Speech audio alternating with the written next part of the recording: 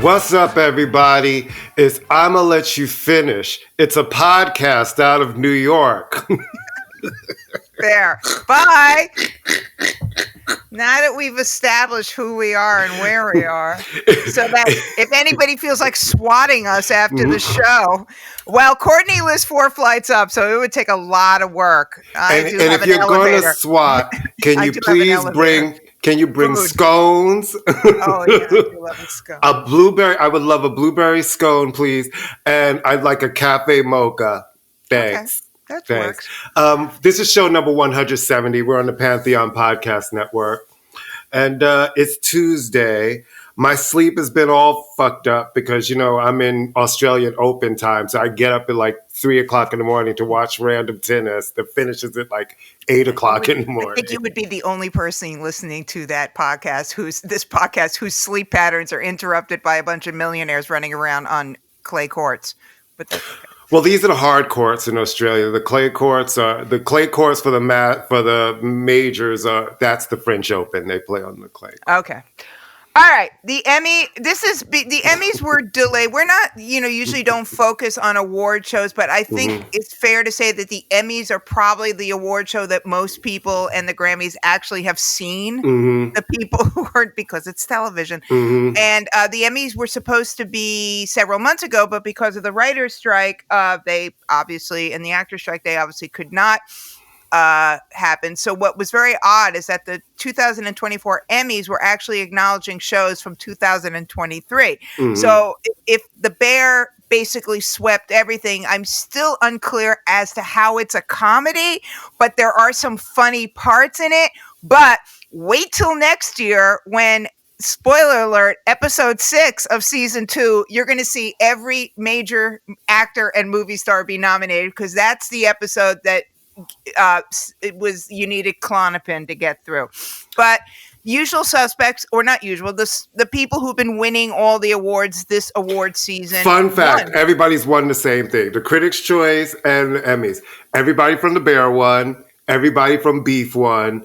No. Well, the guy Eben, the guy who plays Cousin, didn't win in the Critics' Choice. That's the only difference that I can see. Oh, yeah. Is that the only? He didn't win in the? Okay. Yeah. So, but basically, the same shows won, and as they deserve to, though. Yeah, they're great shows. Yeah, they're good shows. They're great shows. I guess with the critics, have you seen this movie, The Holdovers? Have you seen The Holdovers? No, I'm going to try to find it on the because evidently we need to see this, because that Divine Joy lady keeps winning everything also. I love her. I've never heard of her, and evidently she's a Broadway. All right. No. She was in that movie with Eddie Murphy where he played Dolomite. Oh, the Dolomite movie. Yeah, she's in that. And then she's also in Murders in the Building, and she's hilarious in that. I've never watched that. Is that good? That's a very funny show. Yeah, it's a very funny show. I mean, but if you don't like Steve Martin and I love Steve Martin. And Martin it's very funny. Yeah. It's very funny, and it's very New York. There's the Emmys has gotten very good critical review as far as a show. People seem to enjoy it. It was produced well. Yeah, it was done well. I think the TV actors always know how to do it. I think it's a nice, tight-knit kind of community. You can second guess all you want. It would have been great if Better Call Saul got something. That was a great show. I still am like, how is Reservation Dogs not even being nominated? And how's Drag Race winning for the 8th consecutive year? Because they were afraid of RuPaul. Something. They're just afraid. It must be something. It's just. I'm like, this show has just gotten so formulaic and terrible. It's How ridiculous. does it keep? I'm happy for the queens. I'm always happy for the queens. Always happy for the queens. But let's be honest. Yeah, it's not good. It's predictable at this point. But it was fun, and I am very. Quinta Brunson made history by being the first Black woman in 40 years to win Best Actress in a Comedy. Elton John is now an EGOT. He's now an EGOT, so he'll be even more unbearable than he usually is. He's an EGOT and a Sir. Okay. I mean, he's Sir he EGOT. Has that over. He's Sir EGOT. Yeah. I mean, it's fun. Like I said, it's very accessible. The young woman's name, who I cannot pronounce, and I hate it, Io from the. Oh God. She plays Sydney in The Bear. Anyway, like 2 months ago, or a year ago, she was an NYU acting student and a stand-up comedian. I And like the now, clothes. The clothes were good. I had no problem with the yeah, clothes. the Everybody clothes look looked really fine. good. No, I thought the Yeah, clothes are really clothes good. were good. The Listen, men look great. let me just tell you something.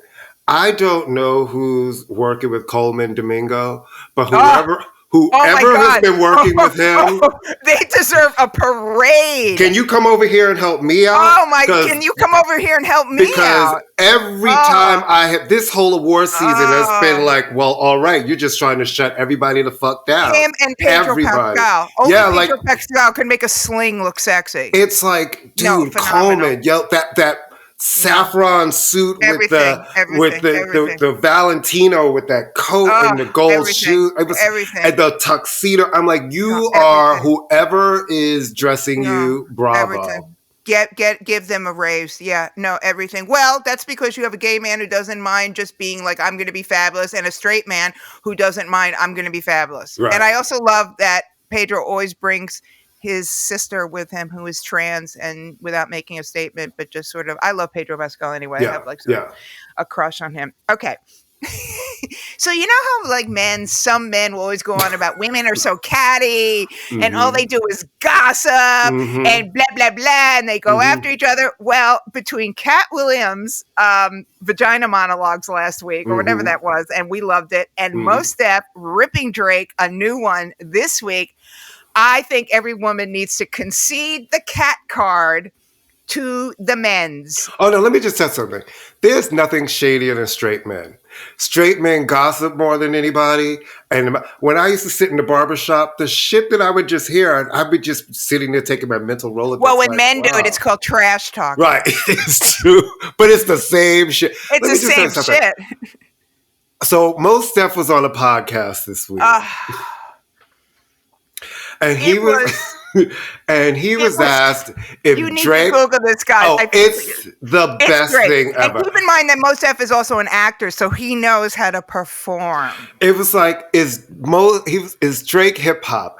It was the facial expression. It was amazing. It was the silence.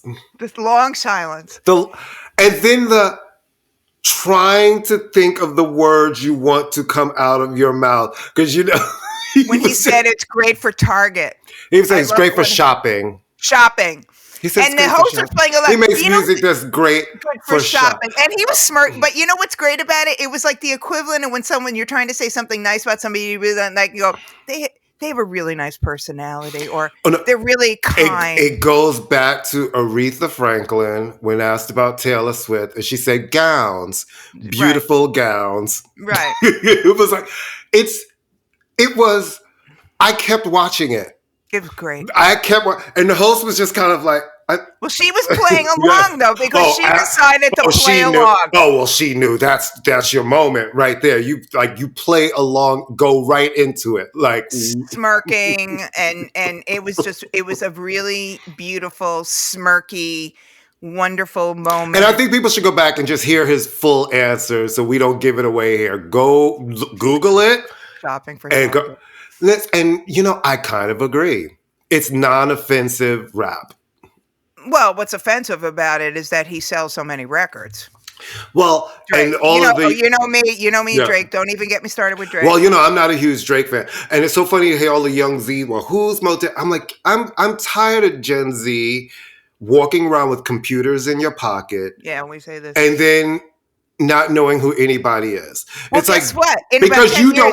Because you don't think that they're relevant to you does not make somebody irrelevant. It doesn't. And you cannot call yourself a hip hop head if you just only know the people putting out records right now. Because you guys aren't even getting classic records from any of the people who are coming right now. Guess what? In 10 years, whatever gen it is not going to know who Drake is. That's the cyclical nature of pop music. So I thought, it's just hilarious. And the expression, listen, in the end of the day, if it's Toronto versus Brooklyn, Brooklyn will win in terms of like attitude. And I have nothing against Toronto. It's a fantastic city, but fantastic city. Yeah. All right. So there's new music from two people I mean, I like Ariana Grande. I like her on talk shows, actually. She's hilarious when she does imitations of other singers. So Ariana Grande has a new single out. She also has new hair. I don't like her as a blonde.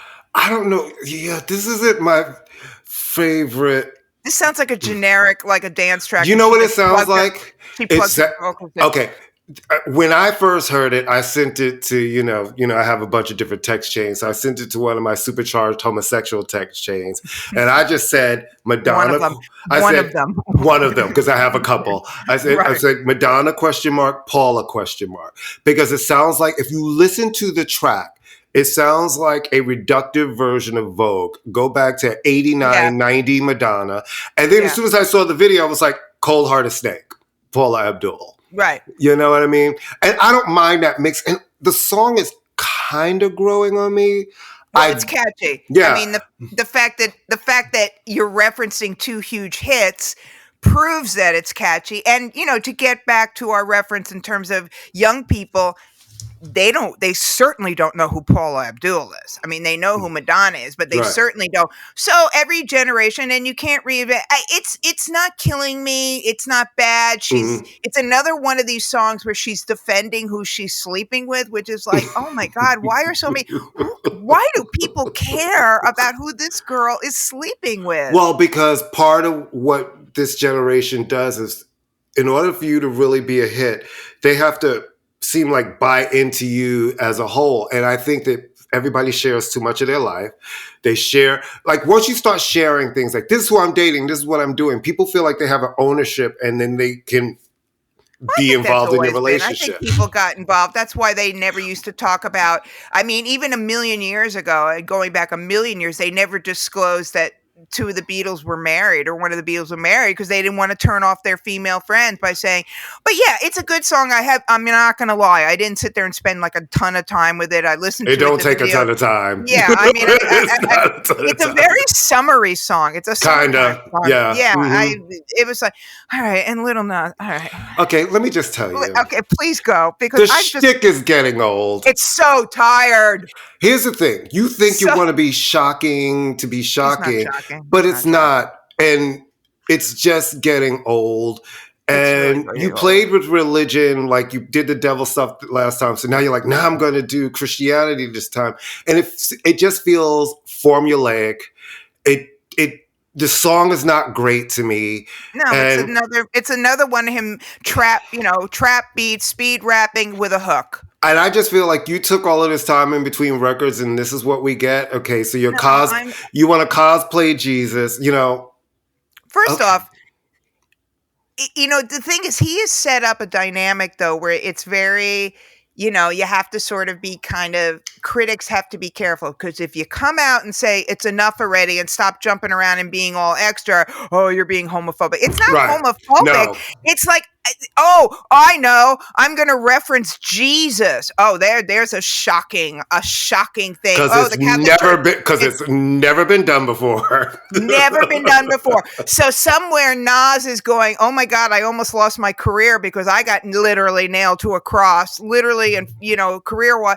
It's just boring. And he just reminds me of a kid who thinks that they're being really shocking by like cursing in church, or a little girl who's like, look at me. It's like, it's not shocking. It's just predictable. Come out with a song that really truly, if you have it in you, that really truly demonstrates your pop and rapping skills. You're supposed to be a music artist first. So the building, if you want to listen, Madonna was the queen of learning how to get people's attention with things that seem shocking, right? But the songs were there. So to me, start with a great song, which he had one. And he's had one. Oh, look, my thumb just went up again. Okay, maybe when I actually put up, he had one, which our friend Chris Malafi, if you haven't read his book, wrote. He has had one song that was written by the population of Guam. Okay. People like the other two, Montero and Industry Baby. Yeah, that's a cute song, but it's not. Yeah. I know. I'm just like, oh. My thing is this: if this is what we're going to do, if you're going to do shock and awe, you're going to burn out your career quite quickly, because this isn't even shocking and awe as like you think. What you have done is, if you want to divide people about the religious iconography that you're using. You've done that. But that's the oldest conversation in the book, right? In the book. That's been done by musicians who did it much better with much better material. I haven't even clicked on the video because I heard the song. I looked at it this morning for research, and I was like, I listened to the song. I was like, I don't care about this. And then I saw some of the imagery. I was like, I just don't care.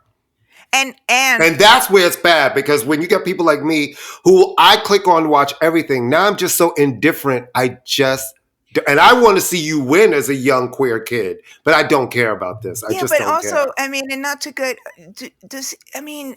like, also your gimmick, and I'm not saying this to be mean, is your whole thing going to be, I'm a young queer kid, or I'm, Big Frida can get it's just there's. But even Big Frida is just Big Frida. Frida doesn't lead with coming out like, I'm just a queer. Saying. And we've talked about this. Boy George didn't lead with, I'm a queer. Time. But right, it was a different time, and he walked out there giving us all of that, and people loved him because the music was great. And they would try to question him, and he was just like, I'm George. Same thing with Sylvester. Sometimes Sylvester was masculine presenting, sometimes he was just, I'm Sylvester. You don't have to, we're all who we are, but like, if you just lead with that, then you're telling me there's no substance behind anything else. No, I mean, the only thing I'll give him credit for, and then we can move on, is that we are in a time of complete homophobia again, and maybe he's making a statement. On that note, let's take a quick break.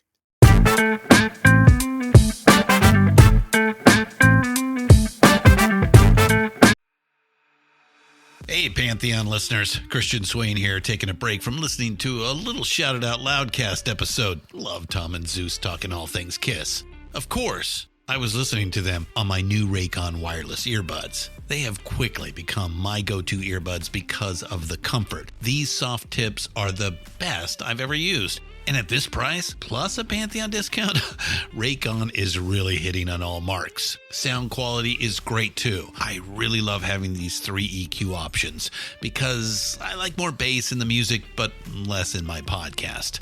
8 hours of playtime for the battery is great as well. Surround sound, noise isolating, and awareness mode are all included. These are great earbuds. Go to buyraycon.com/Pantheon today to get 20% off your Raycom order plus free shipping. That's right. You'll get 20% off and free shipping at buyraycon.com/Pantheon.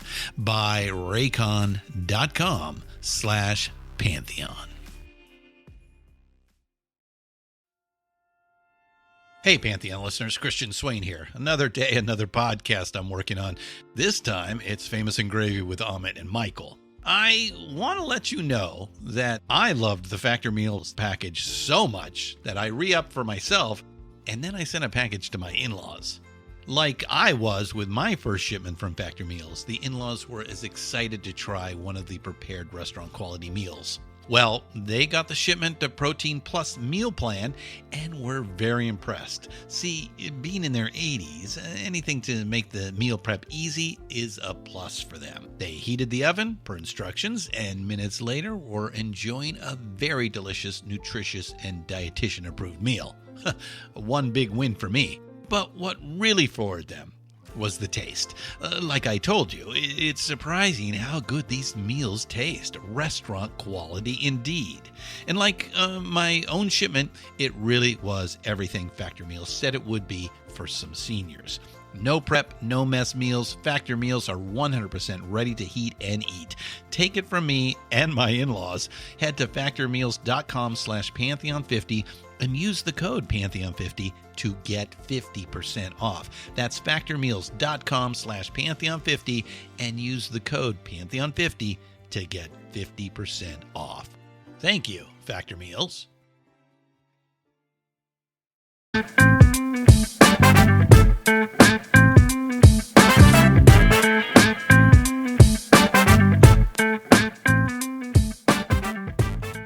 All right. So here's going to be the new marketing phenomenon. You take an old, not huge, but decent sized hit by a woman singer, and you put it on a contemporary show, and bingo, bango, you're back on the charts. Thank you. I'll be here all week, folks. I mean, and it's so funny to see I love Sophie Ellis-Bextor. I have most of her albums. I've had my Murder on the Dance Floor CD5 from when it came out 22 years ago. I love seeing that have a moment because that song was great, and now it's having a moment in the U.S. and Because of Saltburn, right? Yeah, because of Saltburn, and it deserves to have a moment in the U.S. because it's a great song. It's so funny to see people discovering it and they're thinking that it's new, but that's the good thing about music being evergreen. And here's the part about streaming that works. Something like that comes, you can find the song really easily. Well, it's new again. It's new if you've just heard it for the first time.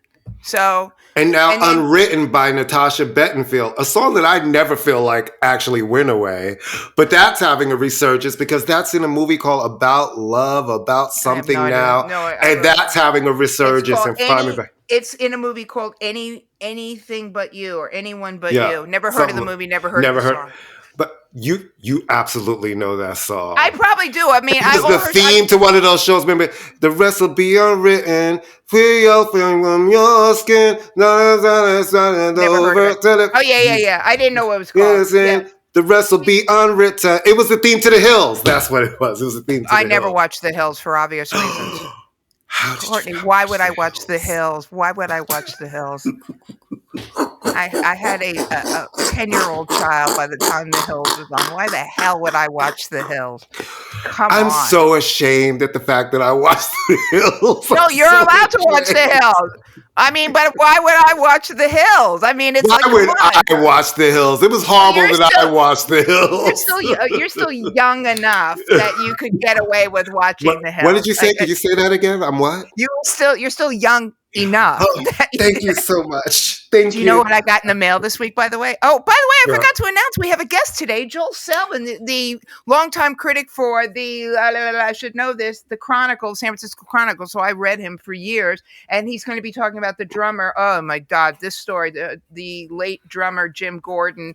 Book is called Drums and Demons. I'm going to hold it up again so you can see it, even though you can't see it. Anyway, I completely. Oh, well, I was going to tell you real fast. Guess what I got in the mail the other day? Guess. Application for all of the half price stuff because this is about to be an application for Medicare. Wow. So it just comes automatic. It just comes automatic. When they're like, "This is your year of 65. Here it comes." Keep it coming. So they can actually start. Does it actually start on your 65th birthday? Is that how it goes down? Yes, that's when. Yes. I know. So they just find you. No, I'm very. No, it's the government. Of course they. That's how the AR AR part. The second. Listen, the second I had a baby, I started getting things for all sorts. No. But I just wonder. It's really, really funny. It's just one of the companies that does it, but I cannot work. I've already started researching it. You're like, I want all the things. All the things. Are you doing all the stuff on the half price Metro card? I have to start that a little earlier, but no, I want all the things. I want everything. Humanly possible. I'm already doing the senior stuff on Metro North and Long Island Railroad because they never check. I could literally hold up a takeout ticket. They don't care. People always they're like, how do you feel about getting older? I'm like, discounts. That's how I feel. I want every discount. Every discount. I want everything. I'm like, do you have the 55 and over plan? I want that. What is it? I want it. That was the only good thing about the pandemic is I got to go shopping earlier. You sure did. You were like, it was great. You were like, I'm going during the early hours. I'm going at 7 in the morning. I need quinoa. I'm going at 7 in the morning. I did that too. It's so funny that we're sitting here laughing now. It's like, do you remember we were both going to grocery stores wrapped up like Sherpas at 7 a.m. in the morning to go shopping. And then running home and disinfecting the paper bag. And then running home and disinfecting the paper bag. I know. It's ridiculous. I was disinfecting weed bags. When the weed would get delivered, I'd be washing. All right.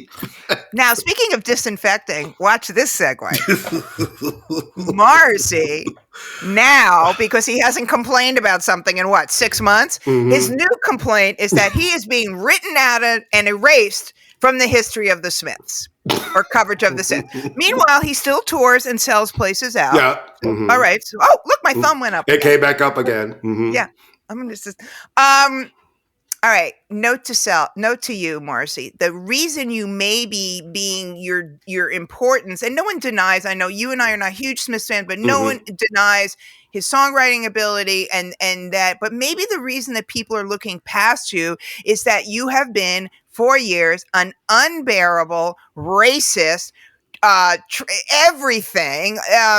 People in England were hip to this a long time. You're a right wing racist, all in all dick. So maybe people have just gotten to the point, since it's been so many years since the Smiths as an entity existed, of going, yeah, maybe it was Johnny Marr, who still plays, who's beloved, who's a great guitar player. Like I said, if my trio of gods, Brian Ferry, Neil Tennant, and Chris Lowe, want to use them on their records, good enough for me. You don't see anyone calling up Morrissey and saying, hey, would you like to sing vocals on my record? It's always amazing that people who pretty much act like horrible people are always the victim of something.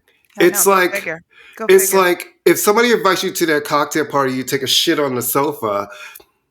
Don't be surprised when they maybe don't invite you back. It's not that anybody's trying to erase what you've done, but you seem to be pretty miserable to be around. Well, Heaven Knows I'm Miserable Now is the name of one of his songs.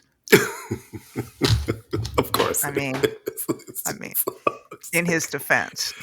I never understood the Smiths. I'm not a Smiths fan. I do not understand people's obsession with the Smiths. I do. I mean, they are seriously considered probably one of the most important, influential. How many albums did they put out?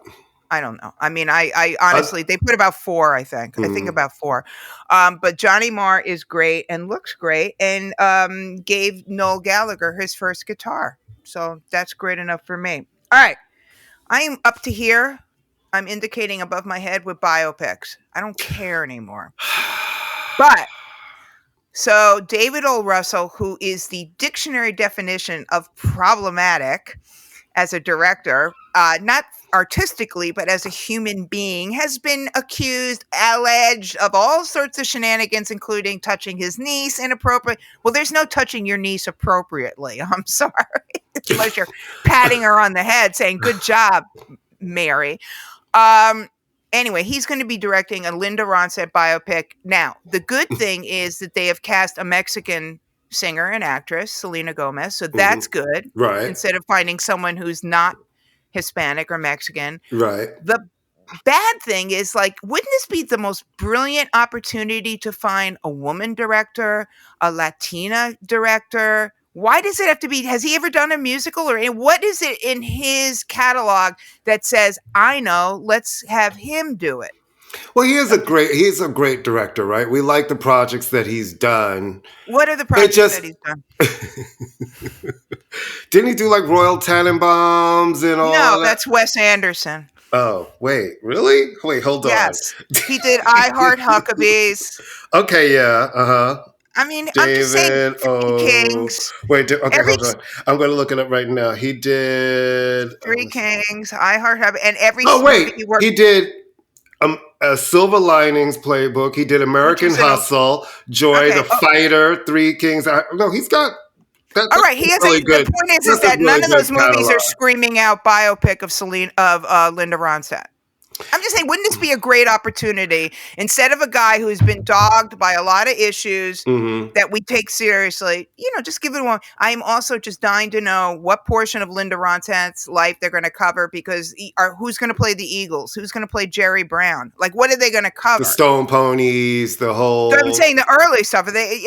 I would like to see what the story is going to be. If we're going to do a section of her life, you're going to try to do the whole span of her life. Right. I just find it sort of amusing that a woman that was... Listen, I think Linda has an interesting story to tell, right? There's probably a story there. Yeah, and I'm glad, like I said, that Selena Gomez, I don't know whether Selena... Well, here's the question, though. Do we need a Linda... I would love a great Linda Ronstadt documentary. There is a great Linda Ronstadt documentary that came out 3 years ago. It's great. Didn't I see that? I think I did. Yes, you did. Yes, you did. And you talked about it. It's great. That's it. Never mind. There's not what I'm saying is, and this is not to be mean, but there's not for a story there needs to be drama. I'm trying to think honestly. She's ill right now, but you're obviously not going to show that. You have a but young she's ill woman and she's still alive and not incapacitated. No, but what I'm saying, what I'm saying is, you're not going to cover that. What are you going to cover? Well, you don't know. We don't know if they're doing a full life spectrum. They could go through to her diagnosis, stopping performing. They're not going to, but they're not going to do that with Selena Gomez. I mean, they're not going to pick someone who is of a young. They're not going to. What, they're going to dump prosthetics on Selena Gomez? We've seen it before, right? Yeah, I don't think Selena. I think that they're going to look at her early days and the LA scene and the Eagles, and when she was really objectified and running around in hot pants and roller skates, and Elvis Costello trashed her, and that era, All right, this is a story you're going to have to explain to me. All right, so a year ago, almost a year, March 2023, 1 year. Was that a year ago? Yes, that's why I was like, really? March 2023. T-Pain, who we've said is a great... Because I just started seeing those clips, so I thought he did a show. Because Ozzy came out of a stupor and saw it. It happened. The recording of the song happened a year ago, March 2023. I had no idea. I thought it was recent. Yes, a year ago. That's why you were like that. I was like, but I'm seeing this shit everywhere. Right, because Ozzy saw a video of T-Pain performing War Pigs, a Black Sabbath song, and loved it, which is great. And I'm sure Ozzy was like... He said it was the best cover of the song he's heard. No, it is, but... It's like, Ozzy, why this was some kind of like revelation to you that we all say how great a singer T-Pain is, but why it's a revelation to you that this young Black R&B hip hop performer is covering your songs when it came out. Wait a minute, hold for it. A year ago. You know what I mean? That would be like Whitney Houston when she was a Dolly Parton saying a year after The Bodyguard came out. Oh my God, Whitney! A year after The Bodyguard. I had no idea it was that long ago. Yeah, well, I don't pay attention much of. No disrespect to Ozzy, but anyway, it's a great version of War Pigs. But it was a year ago. A year ago.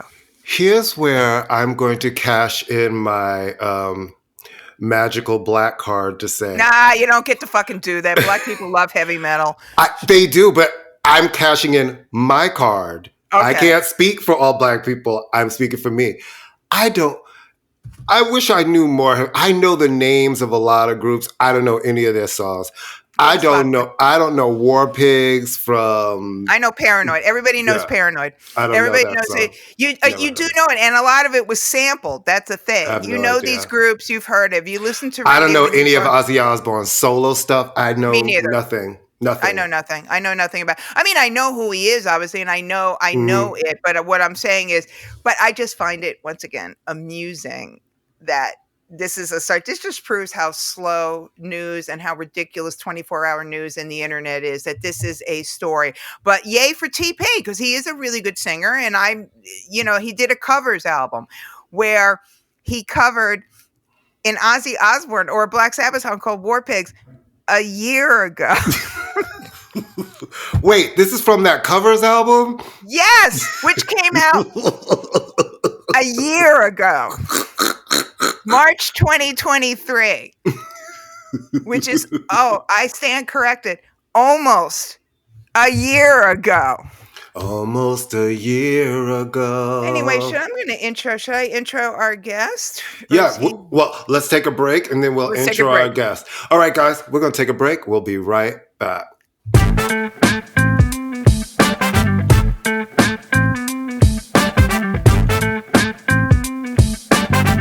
Hey folks, Stefan Shirazi and Renee Richardson here from the Metallica Report. And we are proud members of the Pantheon Podcast family, where the best of music and podcasts unite. We've got something pretty cool for you.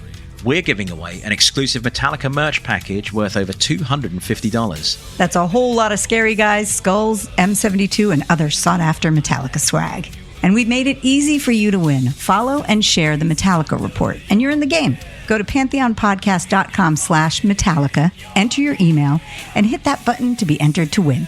And just like that, you're eligible for our monthly exclusive Metallica merch package. And guess what, rockers? You can enter every month, so just do it. And while we love our global brothers and sisters, the lawyers won't let us ship outside the U.S.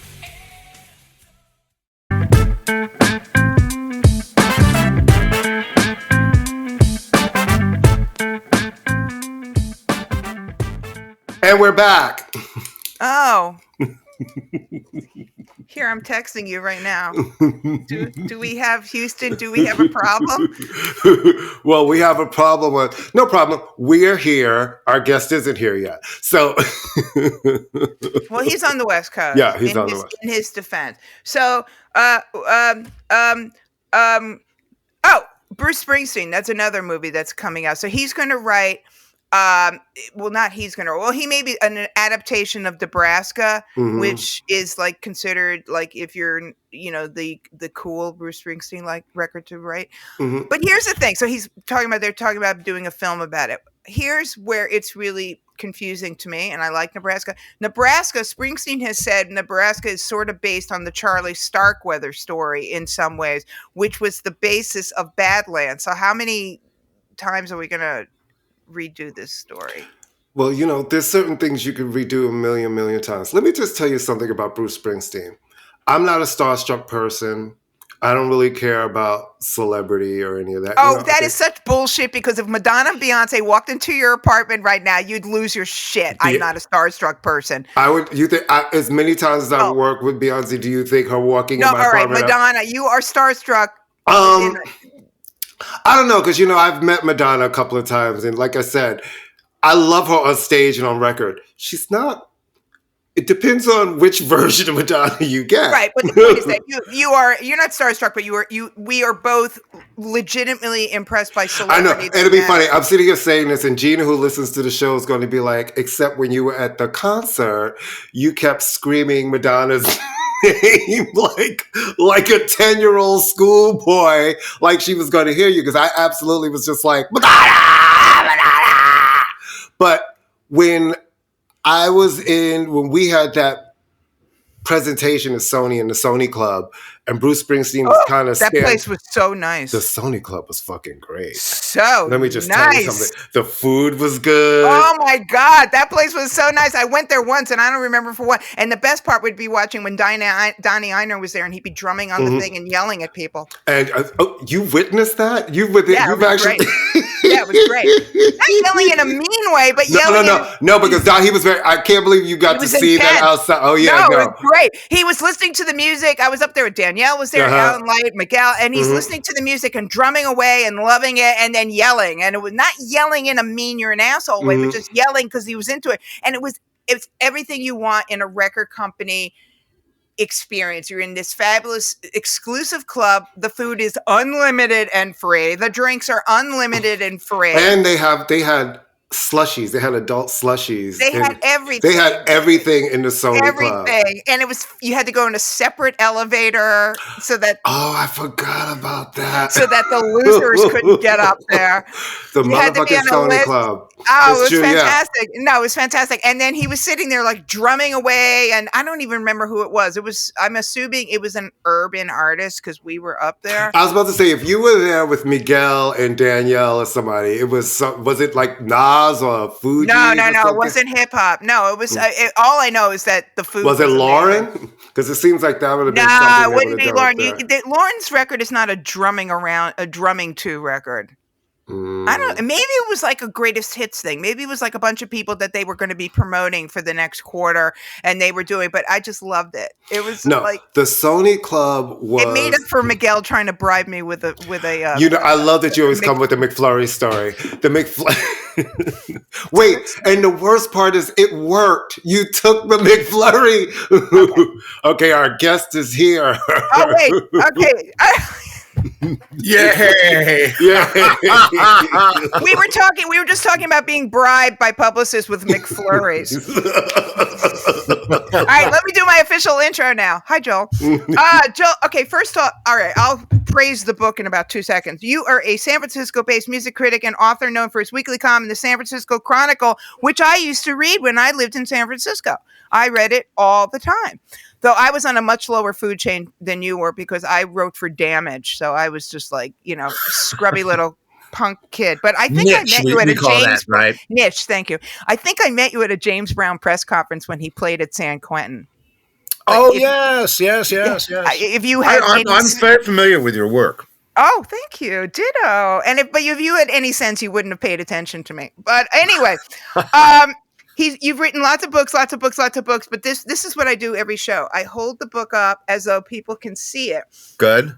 This is Drums and Demons: The Tragic Journey of Jim Gordon. All right, I knew we both do. Holy crap, Joel! This book, page turner, doesn't even begin to describe it. It's freaking great, and it reads like a book about music, obviously, but it also reads like a horror story in a way, because I know how it ends. He passed away. I mean, you wrote this and before he passed away, but I know he was schizophrenic, and I know the horrible, but I'm reading this going, now something really bad's going to happen. Now something's really bad going to happen. And it does. It does, yeah. It's an amazing book. So I think the question is obvious, but what drew you to this story? And how did you get all this? How did you get all this inside information? I mean, you never talked to him, right? No. Jim was unresponsive to correspondence, and so that story's been looming in my consciousness since the crime happened. Right, and just to refine, Jim Gordon, who was a session, I don't even want to call him a session drummer because that kind of almost minimizes what. As far as I can tell from reading this book, he was a musical director who just happened to play the drums in many ways. Jim was a phenomenon, and he was never diagnosed as a schizophrenic, right? Not until after the crime. Yeah. Well, he was too high functioning. He just foiled all the psychiatrists who saw him. That they saw this guy operating at the top level of a fantastically competitive field and figured, well, he's got mood problems. And he was also an addict too. So, I mean, that also was confusing to those guys. Yeah, you point out the whole idea of dual diagnosis was not even in the lexicon at that point. You were either a drug addict or you were crazy. There was never the connection between maybe you're a drug addict because you're crazy. Or vice versa. Vice versa, right, yeah. But yes, Jim had to deal with the sort of prehistoric era of both recovery philosophies and psychiatric medicine. The stuff that the shrinks put him on was just primitive. One thing called Haldol, which he was taking massive amounts of, would leave as a side effect, would constrict your ribs. And if you can imagine playing drums while your ribs are feeling constricted. Well, you can't breathe when your ribs are feeling constricted. So yeah, right. This was very primitive, sledgehammer medicine. Now they tend to use more scalpel type stuff. And also reading it, someone who we all know people who suffer from mental illness. I'm sitting there going, all right, schizophrenia usually kicks in your early 20s. So he's been kind of masking this for quite some time, and it's going to explode at some point. And it very, very sadly does. And he was auditory hallucinations. But as you said, super high functioning. It wasn't towards really the end of before he killed his mom that he was giving up work. He was showing up for work. He was doing what he was told to do, which blew my mind that he could do that. Well, actually, the last 4 years before the crime, he was pretty much consigned to just staying in his condo and drinking and using. The end of the musical career was 1979 with that whole Paul Anka episode, which is it's a nightmare. Right. One note and he goes home. And that's after he turned down Dylan and didn't want to, the voices made him turn down a Dylan tour. And that was the end of it. I mean, from there on out, he played a few dates in clubs and sat in a few places, but no, he was done. There's again, it's like an amazing book. And his discography, which we're going to, we make a playlist and we're going to put this. The discography is just mind blowing. Amazing, it's isn't just like Dude, okay, first off, he went from he played on a Cheryl Ladd record. How random is that? To one of my favorite Cher records that everybody hates, her Stars album, which is her Jimmy Webb produced album, to Minnie Riperton, to Yoko Ono. I mean, it's so Hughes Corporation, varied. Apache, which there is no hip hop without Apache, basically. No, but the two descriptions that jumped out at me, of which there are. Oh, look down! There's balloons coming up in the. We gotta. I'm not having hallucinations, Joel. This thing, Riverside, every once in a while, and it only happens to me. There'll be. It only happens to her. Like a thumb will come up. Balloons come up, cheers comes up, and we're just like, okay. I'm like, what's going on here? And only I can see it. So Courtney thinks, oh, great, you're high. And I'm not high. I just am. All right. So the two descriptions that really jumped out at me and made me go and listen to them was when you talk about the sessions for God Only Knows. And when you talk about the sessions for You Are So Vain, and you talk about what he brought to those two songs, because I went back and listened to them to listen to what he brought. If you could talk about those plastic orange juice bottles, they come right out of the track, don't they? Yeah. Yeah. Tell us about that. You'll never hear that song without hearing those again.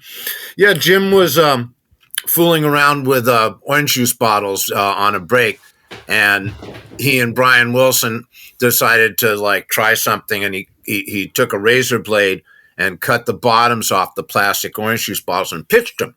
So they were 4 different notes, and then played along to Hal Blaine's drum part. Clop, clop, clop, clop, clop, clop, clop, clop, clop, clop, clop, clop. And it just lights up that track, just lights it up. And you wouldn't even notice it unless it was pointed out to you, and then you can't not hear it. Then you can't unhear it, right? Yeah, and you're sitting there.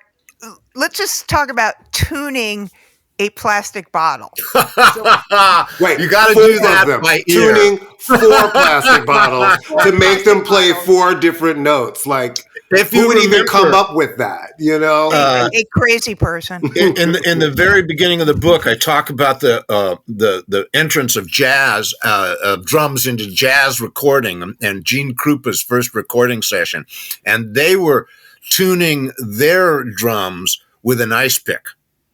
Oh my God. like hitting it to get the vibration, widening the hole and widening it a little more and widening it a little more. It really is mind blowing. And so that, again, I went because I love God Only Knows. It's an absolutely gorgeous song. And then I went and I'm like, oh my God, he's got Tropicana bottles, and on Tropicana bottles, Jim Gordon, and then You're So Vain, and the story. To tell the story behind You're So Vain, because it really was sort of seemed like a journey to get him on that track, and what Richard Perry wanted from that track. Oh, it was serendipity. Jim was in London, knew on Frank Zappa's European tour, very tightly scheduled, but he had a night off and happened to call Perry to just say hey. And Perry had been trying to cut this drum track all week. He'd been in the studio with first the drummer from Carly Simon's band, and then a British session musician, and he had Jim Gordon on the phone. He says, get over here now. So Jim went over to the studio and spent 5 hours playing You're So Vain about 60, 70 times. And when he was done, there was a crater in his snare drum. And I talked to Andy Newmark, who was the drummer in Carly Simon's band, and he sat in the drum booth for the session. Jim asked Jim's permission, and he said, sure. He said that in the whole time that Jim was playing this, he never made a mistake. Wow.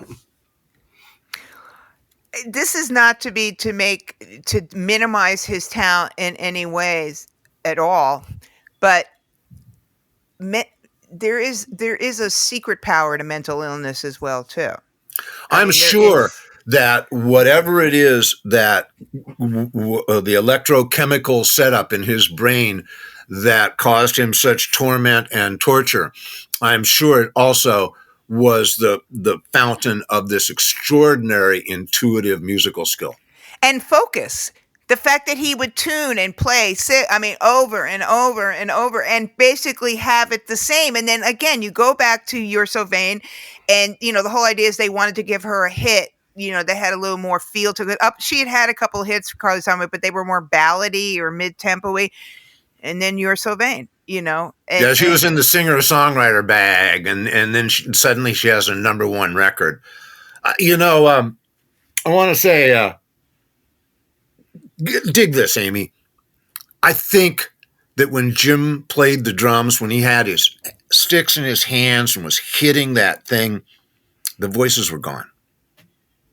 That's possible. That makes sense. This is right? not mere surmise on my part. I've talked this over with other people that work with schizophrenics, and one guy told me, "Oh yeah, you want to calm a schizophrenic down?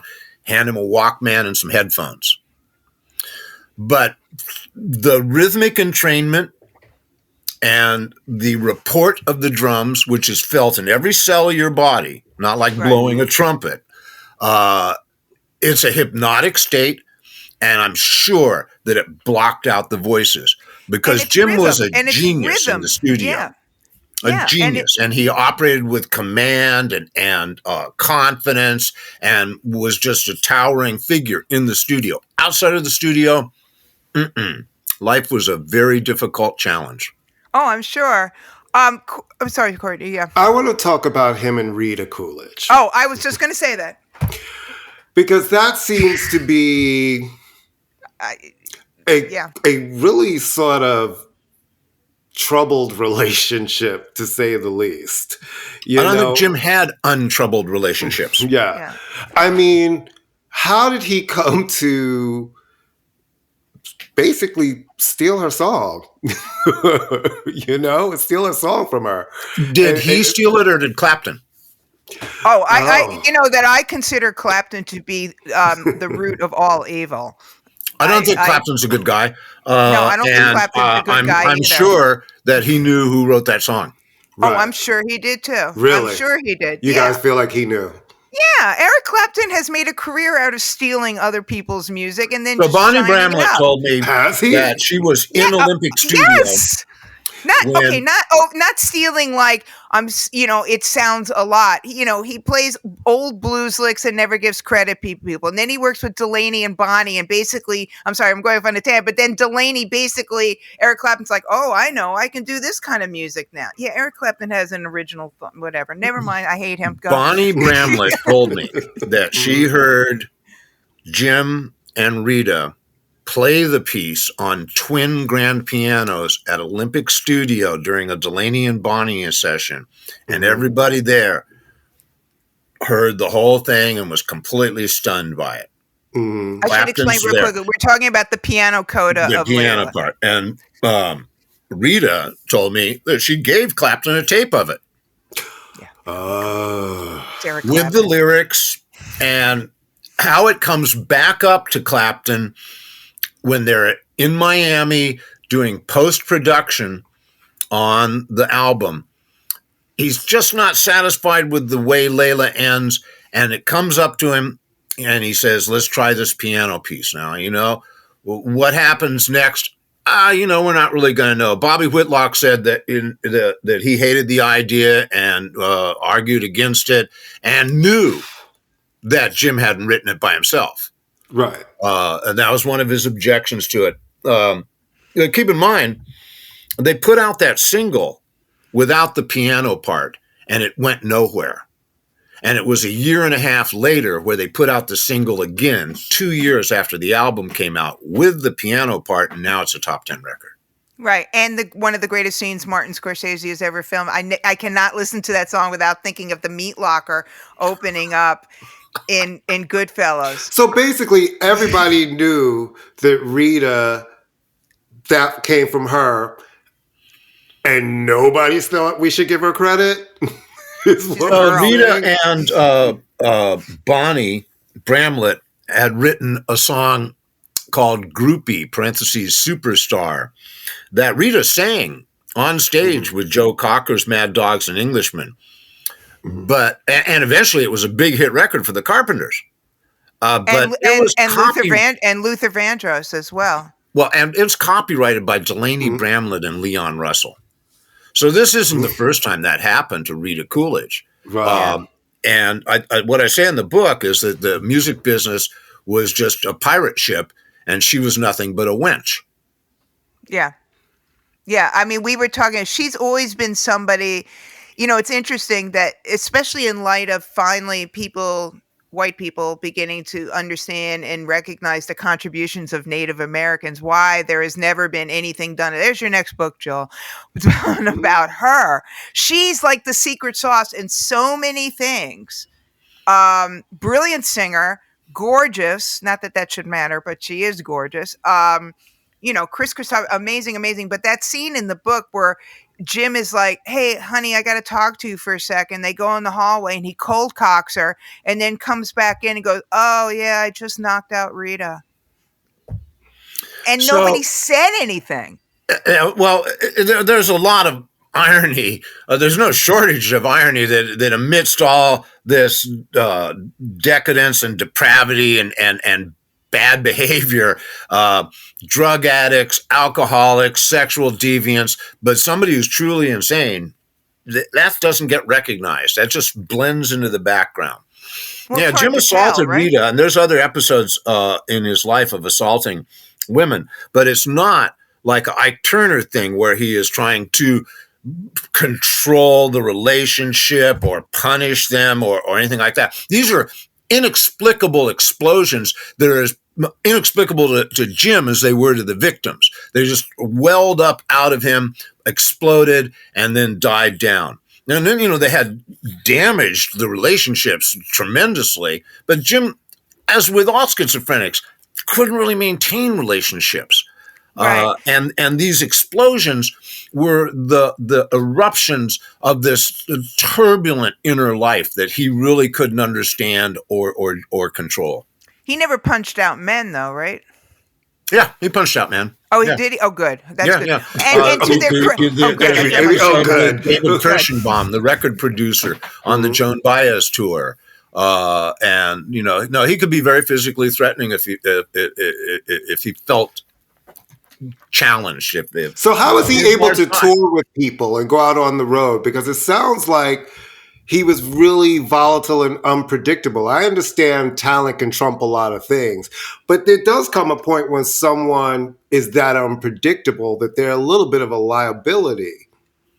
He grew to be a liability, but you see, most of his life, Jim was engaged in disguising this behavior, in wearing a mask. A mask was genial, collaborative, gentle. People were astonished at these outbreaks from this guy who they considered this quiet, sweet character.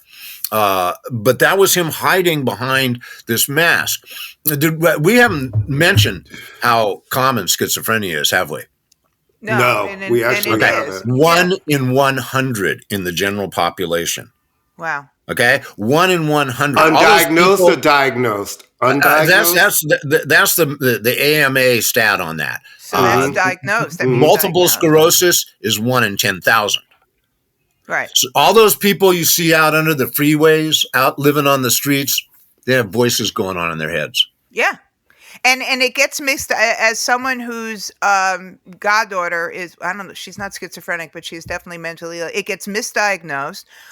It's hard to pick up if you're a drug addict. And again, as you were saying at that time, how are you going to tell in a room full of junkies who the crazy one is? Right. They're all crazy. And Courtney, to your point, I don't know, men behaving badly, men trashing hotel rooms, men were lauded for that. Keith, these guys were like, oh, look at them. They're acting like, like that was that time where throwing something out the window was like, right, par for the course. In the book, I don't remember any incident where someone said to him, you just punched her in the face. What are you kidding? You're off the tour. No, it went down without any a single ripple, and everybody knew it had happened, and it was like, funny. But it was just part of the noise on the Mad Dogs and Englishmen tour.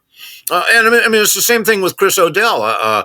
There's a gal he had a relationship with in London that he had a very scary episode chasing her around with a knife, and it stopped as suddenly as it started, and Jim apologized to her about it later, and had no recollection of a knife being involved. And Chris just said, well, he was probably high, and So I'll tell you a story when we get off about another. I don't want to say it because it's never been a fit, but I will tell you just something around that.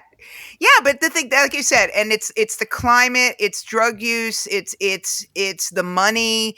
He served a purpose. I mean, let's not to be cynical. And he was a hit maker, and he served a purpose, and he was well liked. And it does, again, schizophrenia doesn't start. He started very, very young. I mean, he was already an established presence in the studio in his early 20s, right? So Before it's not that. going to show. It's So not we gonna talk show about him itself. putting a mask on. Did he know something was wrong with him? Oh, no doubt. And it was bewildering and terrifying and embarrassing. I feel Jim's shame around his inability to master his own life. There's points where he wonders why he can't handle this, because he's, after all, an intelligent, capable person, and he can't keep this thing from happening to him. So no doubt this was something that just troubled him on top of what it did to him. So basically, is he like a victim of the time where mental health and just dealing with all of the different aspects of mental health? I mean, there was some, I guess, specialists, but it's not like it is today where there's so much more information that maybe he went to doctors and they just didn't know what was wrong with him. So they certainly didn't. And he went to many, many, many, many doctors. There are more than 15 residential treatment programs that he's checked into, hospitals, going into the loony bin. Mm. In, out, in, out. So there are different degrees of schizophrenia, and half the people that are affected cannot be treated at all. There's nothing you can do for them. The other half, there's a sliding scale, and some people can live very productive, reasonable lives, and other people, it's just a struggle every day. Jim was at the far end of the couldn't be helped scale. No medical help was available, even in those primitive days. And his symptoms are so severe, they indicate that he was at the far end of the spectrum. So could he be helped now? No, probably not. He was severely afflicted. And yes, there are more approaches to the illness now, but they still don't know anything about it. They don't know how it is caused. They don't know how it goes into remission. And it's they don't still really understand stigmatized. the organic chemical nature of it. It's a very confusing affliction. Yeah, it's still stigmatized too. I mean, people do treat mental illness like something you need to get over. Like, oh, you were mentally ill, like just take some aspirin and get over it. And plus the fact that he was a drug addict who was popping like insane amount of drugs. How's they'd have to give him like elephant tranquilizers to stop the voices, because he was like, I'm looking at this list of drugs. I'm like, Placidils. He's just like popping Placidils right and left, and it was having no impact on him. He was just like super, as you said, when you're super high functioning and super smart, that's a really bad combination if you're mentally ill. So the event happens with his mother. So the event happens with his mother. Does he realize that he did this to his mother, or is he kind of on the other side, like has gone to another place once? So, Courtney, we can't really get our heads around what is reality to a schizophrenic, to a florid, hallucinating schizophrenic. But let's just say they don't share the real world that you and I agree exists. Right. They live in an entirely different reality. So did Jim know what he was doing? Yes. He knew that he was killing his mother, and he was doing it for reasons that he understood to be reasonable. He wasn't killing his mother so much as he was extinguishing her voice in his head. And he accepted that he would be punished for it, and confessed to it the minute the police showed up. But did he really understand it in the way that you and I would have understood it? I don't think so. Of course, how much the time did whole he get? law around sorry. the insanity defense had changed that very year before. And essentially, you had to not know what you were doing when you did it to be qualified for insanity. And Jim clearly knew what he was doing. He knew he was stabbing his mother to death. That's such the ridiculous so he did not catch-22. qualify. He was convicted of murder. Right. And there was it was like this ridiculous catch-22. It's like, I know what I'm doing, but the reason that I know what I'm doing is because I'm mentally ill. Oh, well, since you have awareness of it, we're going to lock you up. But as you said, he could have been in a psychiatric, he was beyond hope, which is really, really tragic. Well, also keep in mind that Jim had access to the best medical care available. He had money and insurance, and he saw all the doctors he wanted to see, and got the best treatment that was available, and it availed him nothing. Yeah. This sounds like such an obvious question, but I like to ask really obvious questions. What's his legacy? I mean, one of the things that's really important, Courtney and I, that's why we have a show together, Courtney. We have the Vulcan mind meld. One of the things there's so many great things about this book, but one of the things that's really great about it is it really does point out an era of music that doesn't exist in terms of the session musician. I mean, we were talking about certain artists, obviously, you look at a Brian Ferry record, you look at a Pet Shop Boys record, you look at certain artists, there are session musicians. But this was sort of the golden age of the session musician, where they were as important, if not more important, than the actual star. So keeping that in mind, what does it say about his legacy in terms of now? I mean, does it transcend the tragedy of his life? No, he's been buried. There's some Rolling Stone list of the 500 greatest drummers of all time, and Jim's like 380 or something. Nobody remembers him. He'll never be in the Rock and Roll Hall of Fame. He's never mentioned in these regards. But then you look at the list of the records. But and don't ask any drummers; they all know. Right. They all understand the level of intuition that Jim operated on. They know what he did and how impossible it was. You know what Jim Keltner told me is that when he met Jim Gordon, it was a pivot point in his life. He was a certain kind of drummer, and he heard Jim Gordon play, and the next day he was a different kind of drummer with a different kind of drum kit. He went out and bought an identical drum kit. But he said that he had to learn how to play like Jim in order to not play like Jim. Wow. That's interesting. No, it's just it just doesn't. And I actually understand that in a very well. That's an artistic thing, right, Courtney? Really that's how artists work. I absolutely understand that. Mm-hmm. Yeah. Well, you have to know. Keltner, I should tell you, wept, like wiping tears off his cheeks during our interview. Yeah.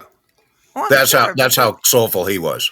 Yeah, because he was a musician. Because what it is he was a musician's musician. And like you said, he may be pushed down on these lists and all of those things. But pure musicians know the masters of a craft and what it takes to make certain sounds and to make just the magic that he made. They understand that to its core. You know, that's right. I'm sure if you asked, listen, I consider myself very well versed in music and all the hippity and the hoppity. I had no idea he was a drummer in Apache.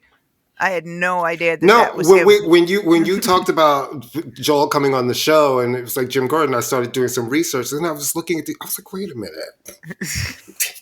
Look at these credits. Look at these credits of a time where you would think the drummer who was playing for this group of artists, no way would they come over here and play with this group of artists. That's right. Like that didn't happen in a lot. But you look at that and you're like, wow, you had to be prolific to have this kind of a very varied list of genres and styles and just I was really obsessed. And now, like, once Amy finishes the book, I'm going to read the book. No, because, yeah. Because I need to know his two story. copies, you know. No, you know, Ben Merlis really. I met Ben Merlis when he was 6. I know. We all know little Ben. Yeah, little Ben, when he used to do the old Indian rope trick. Bob Merlis took me and my best friend, who's still my best friend, who's an old friend of Merlis's. Bob Merlis took us to see the Sex Pistols in San Francisco. So I knew that Bob was a good show. That was a good night. Great show. That was a great It's show. always crazy to me whenever you have people on a show, you bring that up, and they're like, that's a good show. I'm like, did everybody go to this fucking Sex Everybody went Pistols to that show. in San Francisco? It was a venue that only held 2,000 people, and 10,000 people were at that show. Yeah, the same with the Bowie show at Winterland. You know, there were 400 people there the night it happened, but over the years, that audience everybody was at the show. Right? Yeah, I lived around the corner from Winterland, but I did see the Sex Pistols there. I mean, you saw obviously everybody, and I saw Patti Smith. And I saw Bruce. I think I saw Springsteen there, but he was like an unknown quantity. I did see Springsteen. So tell me, Amy, wasn't Winterland the greatest rock and roll place ever? It was so great. The only place that I think even tops that would have been Tramps, but Tramps is a much smaller venue because of the eclectic. But I mean, when Bruce Springsteen in 1978, and the opening act was Greg Kihn, and he was more popular than Springsteen. Springsteen was like this East Coast guy. I got to tell you, you're getting some gigs confused there, because Springsteen came in December of '78 and murdered the crowd. 2.5 hours, 2 sets. It was a great. And that same week, Greg Kihn opened for Tom Petty and the Heartbreakers. No, I didn't see him with Tom Petty, and that is, I want to tell you, in my regrets of life, of which I have many, never seeing Tom Petty when I literally lived down the street from the venue. I don't know how I didn't see him because I love him, but I saw Patti Smith there for sure. I don't know. It was like Greg Kihn and the Ready Maids were playing. The Ready Maids. That doesn't get a lot of mention. Yeah. Well, let me tell you, Amy, you should have been there in '98 at the Fillmore when Petty did the 30 shows. Oh my God! Those were some of the best rock and roll I ever saw in my life. Did you ever go to People's Temple? Not the Temple Beautiful. Did you ever go to Temple Beautiful? Oh, sure. You know that venue? I remember when that was the Airplanes rehearsal hall. Oh, I was just there when it was Temple. Courtney, just there was on Geary Street. There was Fillmore West, Temple Fillmore Auditorium. Fillmore West was elsewhere. Right. Fillmore Auditorium. Temple Beautiful, which was a punk venue run by Paul Ratt, and then next to it, the actual People's Temple with Jim Jones. And I remember sitting out in the backyard of the parking lot, smoking cigarettes, doing whatever, and we saw these big crates that said Medical Supplies, Guyana, South America, because I lived in the Fillmore, and then suddenly, whoosh! That was a heck of a block. That was a heck of a block. I was there the night the temple burned down. It was a 5-alarm fire, and the Neville brothers were playing at the Fillmore, and they evacuated the Fillmore. But Amy, I don't think that necessarily applies to me. So I sort of wandered back up to where the dressing room was, and I'm standing there with Art Neville, and we're watching this place empty. We look across the hall, and there's a velvet, wallpapered wall. And I swear to God, through that wall, poof, comes a little puff of smoke. And Art and I look at each other like friggin' Heckle and Jekyll in a cartoon, like,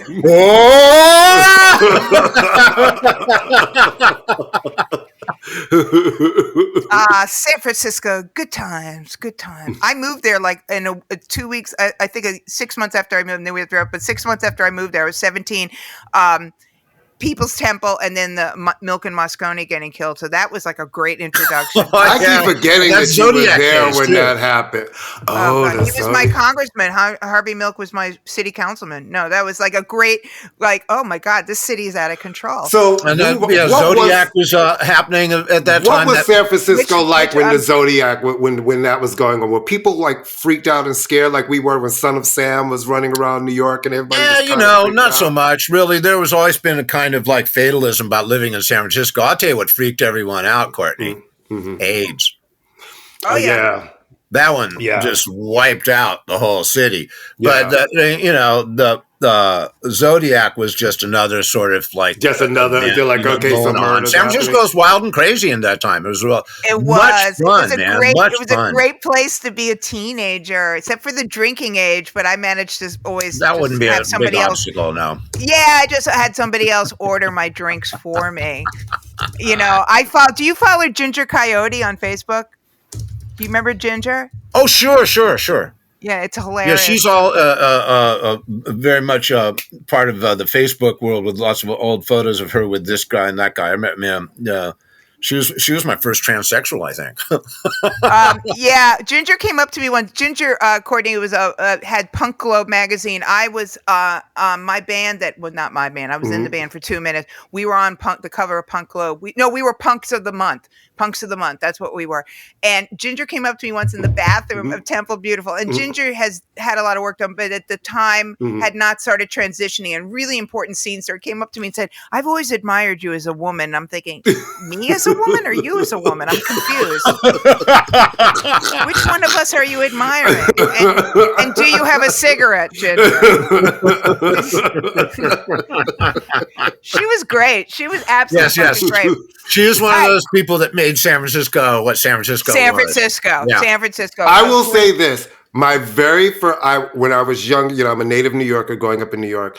I was obsessed with California. I thought I would live in California when I was young. I was like, I'm going to move to California. The first city I ever went to in California as a teenager was San Francisco, and I fell in love with it. I really fell in love with it. I was like, wow, San Francisco is great. And then we drove from San Francisco down to LA. So we did that. Was it Highway 1 where you go through Carmel and Big Sur and all of the things. But yeah, I love San Francisco. I really do. I think it's a great city. I know it's having a little bit of challenge right now, but I think it'll bounce back. Because it's San Francisco. The challenge is the .com people coming in and destroying it. That was the challenge. We've seen those people come before, and yeah. All right. I want to mention the book one more time, and then we're going to wrap, as the kids say, and then I'll tell you real quickly the story about the crazy person, the allegedly crazy person. All right. This is Joel Selvin. Really, seriously, I spent, rather than watch TV, which I usually do on the weekend, I pour through I cannot recommend this book enough. It's a page turner. Drums and Demons, The Tragic Journey of Jim Gordon. If you're a fan of music, it's just a great, tragic. If you're a musician, if you are a drummer, I think you need to read this book because this man has a story and just the level of people he worked with. I think it's a story that needs to be known and he needs to be remembered. It's a great, great book. So kudos to you. Courtney, take us out, as the kids say. And Joel, don't log off when we stop because we'll tell you why. Story, yes. Yeah. No, but we have to make sure you upload. So you know what it is, guys. Thank you for listening to us on the Pantheon Podcast Network, where you can find us. We still don't know why. Among all the other smart people talking about great music stuff. We're smart people. We're smart. I have a master's degree. We're like the weirdos of Pantheon. We're like the weird New York guys, and everybody else is like, I'm a radio DJ and I own 3 radio stations. I managed to live my life without listening to Kiss. All right. Well, you can listen to us and Kiss and Metallica on the Pantheon on the Pantheon Podcast Network, where we will be next week. Toodles. See ya. Bye.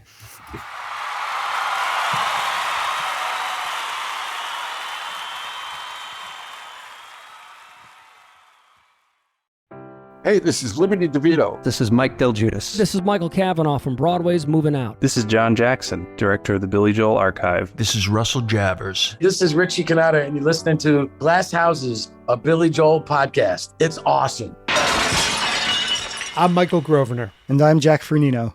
We're lifelong Billy Joel fans who launched a podcast in 2020 celebrating the music we love. Whether you're looking for the greatest hits or the B-sides and rarities, you'll find it all here. And if you've ever wondered what happens behind the scenes of a concert or recording session, we've got you covered. Join us as we explore albums, tours, band members, the latest news, and more. You'll also get a unique glimpse into the music industry straight from the musicians and other professionals who help make it all happen. Tune into Glass Houses, a Billy Joel podcast at glasshousespod.com or wherever you get your podcasts. Glass Houses, a Billy Joel podcast is a proud member of the Pantheon Podcasts network.